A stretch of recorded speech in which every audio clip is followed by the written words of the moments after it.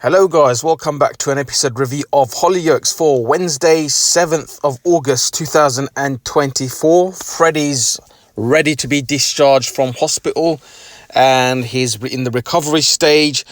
Grace is obviously wanting him to come home with her, and she basically got the love bite of Warren, and Darren was adamant that Freddie comes back to his place, and obviously whilst Lexi is there, who Darren was looking after.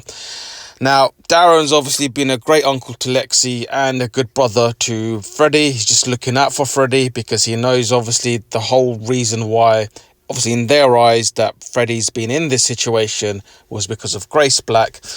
Trouble just always follows her, and I can understand Darren and Nancy's kind of predicament and the fact that they're worried. And I do think Freddie should have maybe lived with Darren for a short while and then maybe move into Grace, like once the drama dies down, and obviously knowing that Blue's on the warpath. And I think that's what Freddie should have done. And I'm slightly on Darren's side here. I do genuinely believe Grace really loves him and she's going to look after him. But the trouble is she can't leave this gangster lifestyle, and it just follows her around. Same with Warren. And I just think it's very difficult for her. I mean, she did do it temporarily for quite a few years before. It's just obviously just recently, for the past a year or so, that she's managed to get back into that lifestyle. So it's quite a difficult thing for her, I guess. Maybe it's an addiction. And I do think that Freddie needs some recovery and time with his daughter Lexi.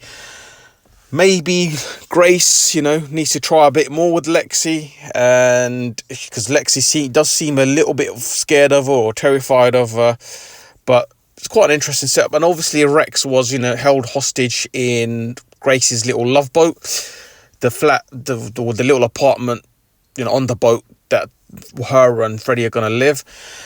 What I found a bit kind of non-realistic is that the way she struck Rex down, even though I enjoyed that.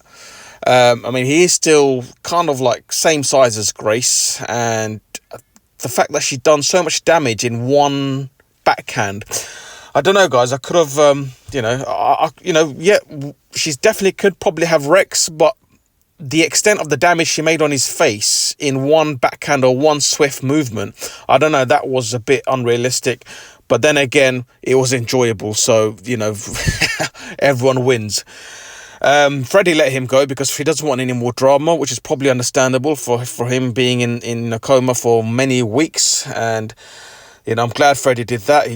Especially he's thinking about Lexi as well. It's a family home. Elsewhere, Warren, he's feeling a bit kind of guilty about the whole situation, with Lizzie and everything. And, Cindy's really trying to be mates with Warren and Mercedes. I think they bought some beers around later to like a housewarming party or something, and basically kind of get along really. And we saw Donnie take pictures of them and, also have a word with Warren, making sure there's not going to be any trouble. One hand, you kind of think, is Donnie the Blue, the infamous Blue that everyone's trying to find out, because the way he talks is very calm, very mellowed, very composed, and kind of like a bit stern as well. And and he's a really likable character. And you kind of think, I wouldn't be surprised if Donnie was Blue, and that's something to think about, guys.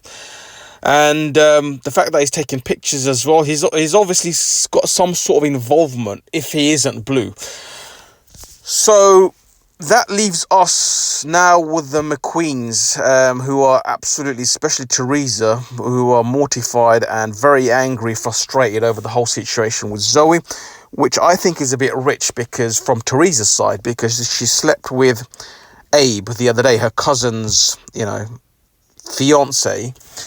And she is now giving it large to Zoe, which I think is very unfair. And obviously she doesn't know the full situation. They don't know it's Prince yet. I just think Zoe kind of needs, and Pearl's defended Zoe. Zoe needs to say, listen, it was your cousin brother who's cheated on his brother. Do you know what I mean? I just think that was a bit kind of double standard from Teresa. I didn't like that, and the way she chucked or slapped the churro away from Zoe's hand. I mean, Zoe's pregnant. Regardless of whatever she's done, you don't treat a pregnant woman like that. I don't know. I just think Teresa needs to cool it a bit, especially she slept with Abe the other day. That's very rich. Also at the end, Grace showed the video of STE and Rex making out to James. James was mortified and he's very upset. I think that's probably because obviously trust is a big thing for James, especially what he went through with his dad and everything when he was younger. And I just think that might be the breaking point for James. Grace, she just can't keep out of trouble for some reason. I'm not sure why, but maybe it is a good thing that, things have come out to light. James doesn't deserve to be kind of in the dark about everything. And I don't know we'll see how that goes, guys. In the end, obviously, Pearl and Jack going on a date together, which was really nice. It was quite tense to seeing Jack at the end, waiting for Pearl, and he just gave up and left the flowers on the bench because she thought she's going to do a no-show. But I think she just took time getting ready, trying to look for her best for the date. And they looked really happy in the end, honestly. I think, I'm really digging this storyline, Pearl and Jack. Listen, that's the end of the episode review. Really great. I'll see you in the next episode review. Peace.